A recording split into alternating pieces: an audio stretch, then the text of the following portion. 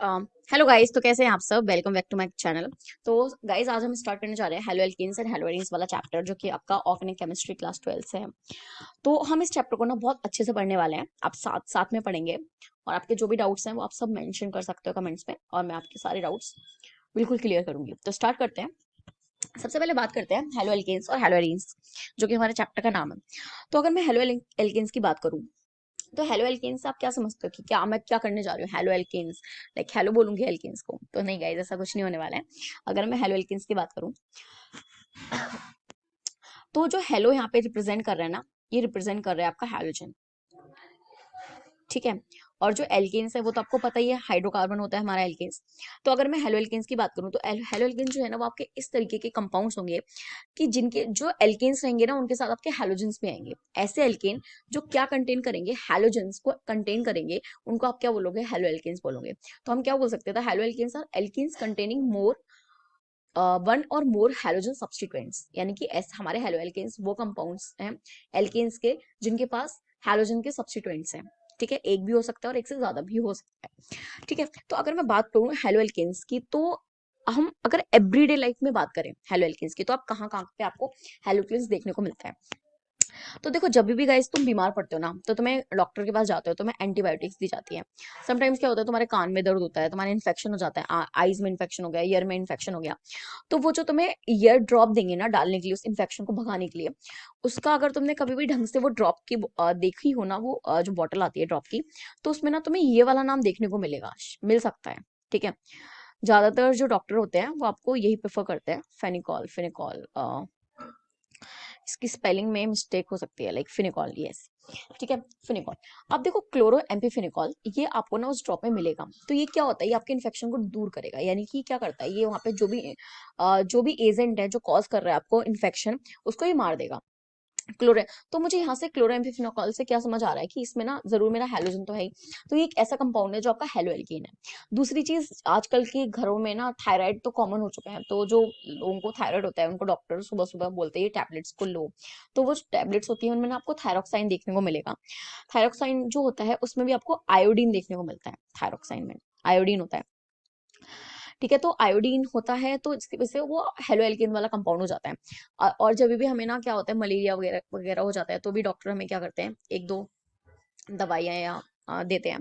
जैसे कि वो आपको देंगे क्लोरोक्विनोन देते हैं। कभी भी आप जो जिनको मलेरिया हो, उनकी कभी भी टैबलेट्स की स्टडी करना, तो आपको वहाँ पे ये वाला नाम मिल सकता है, क्लोरोक्विनोन। ठीक है। तो ये तो होगी एवरीडे वाली लाइफ। तो अब हम ना चैप्टर स्टार्ट करते हैं। तो सबसे पहले हेलो एल्केन्स और हेलो एरीन का ना क्लासिफिकेशन की बात करेंगे कि किस बेसिस पे इसको क्लासिफाई करा गया है। तो अगर मैं इनकी क्लासिफिकेशन की बात करती हूँ, तो क्लासिफिकेशन में हम यहाँ से बात करते हैं क्लासिफिकेशन की। क्लासिफिकेशन, तो सबसे पहला जो क्लासिफिकेशन है वो है ऑन द बेसिस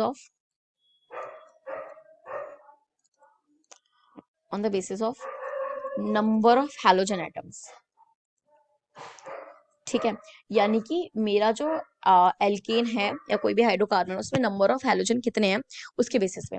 जैसे मान लो कि अगर मेरे पास ना CH3CH2Cl है, तो इसमें मेरे पास जो नंबर ऑफ हैलोजन एटम है वो 1 है। तो मैं इसको क्या बोल सकती हूँ, मैं इसको बोल सकती हूँ मोनो हेलो एल्केन। अगर यही नंबर मेरे पास जो है इसका वो 2 हो जाए,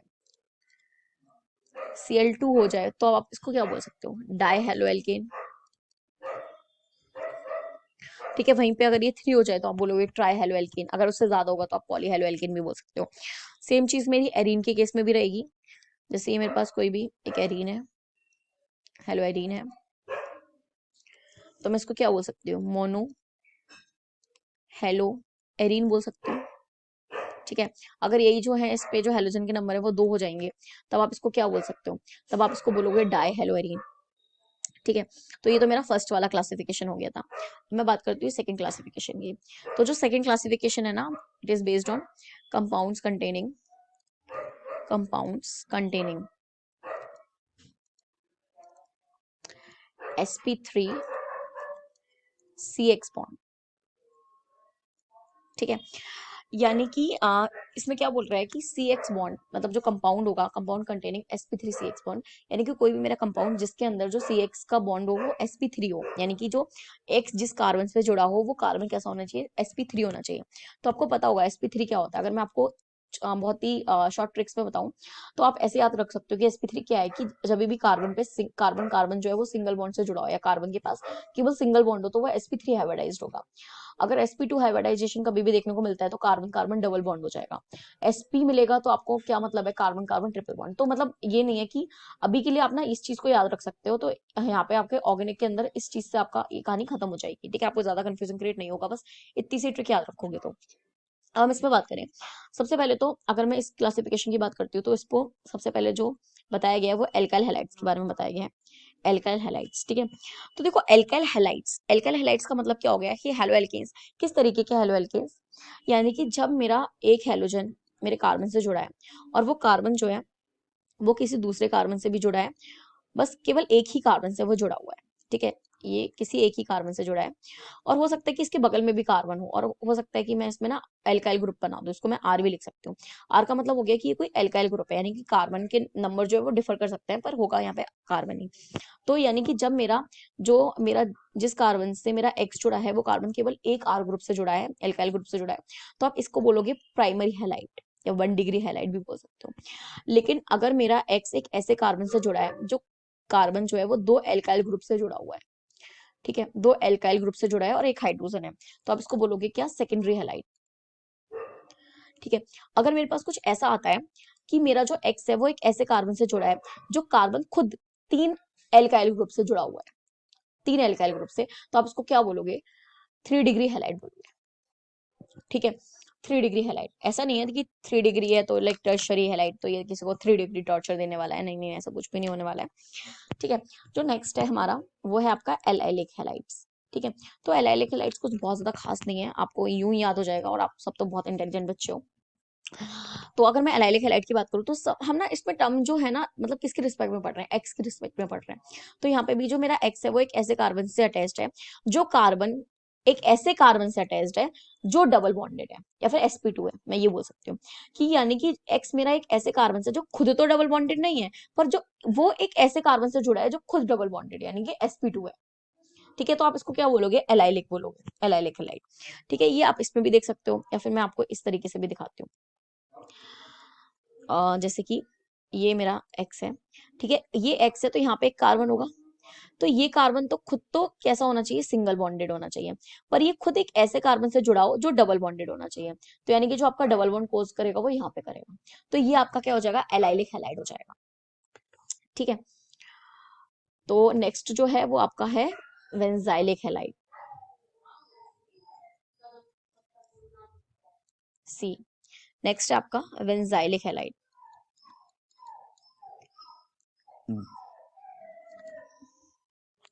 बेंजाइलिक हैलाइड, तो अगर मैं बेंजाइलिक हैलाइड की बात करती हूँ तो बेंजाइलिक हैलाइड में क्या देखने को आपको मिलेगा कि जो मेरा एक्स है वो एक ऐसे कार्बन से जुड़ा हुआ है जो कार्बन एक बेंजीन रिंग से जुड़ी है, जो कार्बन किससे जुड़ा है, बेंजीन रिंग से जुड़ा हुआ है, इस तरीके से। तो आप इसको क्या बोल सकते हो, बेंजाइलिक हैलाइड बोल सकते हो।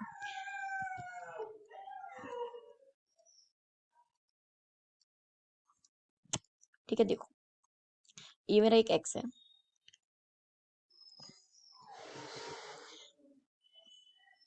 इसका मतलब क्या हुआ कि यहाँ पे एक कार्बन है, तो मेरा कार्बन जो है वो तो मेरा जो एक्स है वो कार्बन से जुड़ा है, फिर कार्बन जो है वो बेंजीन रिंग से जुड़ा हुआ है, तो आप इसको क्या बोलोगे, बेंजाइलिक हैलाइड बोलोगे।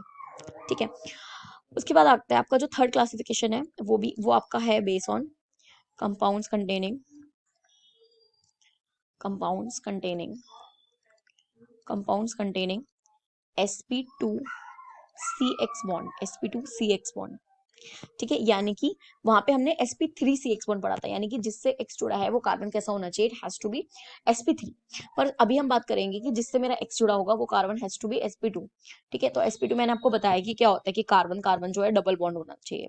ठीक है, तो अभी देखो इसमें जो पहला क्लासिफिकेशन है, लाइक क्लासेस इंक्लूड्स हैं, दैट इज विनाइलिक नाइलिक हैलाइड।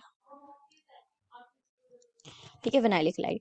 तो इसमें देखो ना, जो एक्स जुड़ा होगा ना वो ऐसे कार्बन से जुड़ा है जो खुद जिसके पास क्या होंगे, डबल बॉन्ड हो गया, यानी कि ये कार्बन खुद क्या हो गया, sp2 हो गया।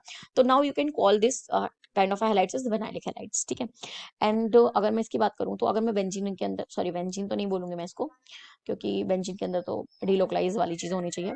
तो जैसे कि ये एक्स है, तो ये एक ऐसे कार्बन से जो यहाँ पे कोई कार्बन होगा, तो ये कार्बन खुद में कैसा होना चाहिए, डबल बॉन्डेड होना चाहिए। तो यानी कि ये आप इसको भी क्या बोल सकते हो, विनाइलिक हैलाइड बोल सकते हो, ठीक है। जो नेक्स्ट क्लासिफिकेशन है इसके अंदर का वो है एराइल वाला। तो अब एराइल से तो आपको समझ आ रहा होगा कि मेरा एक्स जो है वो डायरेक्टली किससे अटैच्ड हो, वो डायरेक्टली एरीन से अटैच्ड हो, यानी कि बेंजीन रिंग से अटैच्ड हो। तो ऐसा हेलोजन जो डायरेक्ट अगर आपका बेंजीन रिंग से अटैच होता है तो आप इसको क्या बोल सकते हो, एराइल हैलाइड्स बोल सकते हो, ठीक है। आई होप आपको यहाँ तक एकदम अच्छे से क्लियर हो गया वो सारी चीजें। तो आज जो थी ना वो तो सिर्फ क्लासिफिकेशन, मतलब छोटा सा इंट्रोडक्शन टाइप था। तो नेक्स्ट जो वीडियो है उसमें हम आपको स्टार्ट करेंगे अपनी प्रिपरेशन, ठीक है। प्रिपरेशन स्टार्ट करेंगे और नेचर ऑफ CX बॉन्ड के बारे में भी पढ़ेंगे। तो आई होप कि तुम लोग को ये वीडियो बहुत अच्छे से समझ आई हो। और अगर कोई भी डाउट होता है तो प्लीज बताना, और कोई भी फीडबैक देना चाहो तो like you can give me any kind of a feedback, okay. और I will try my best in the next video. Thank you so much, guys. Enjoy.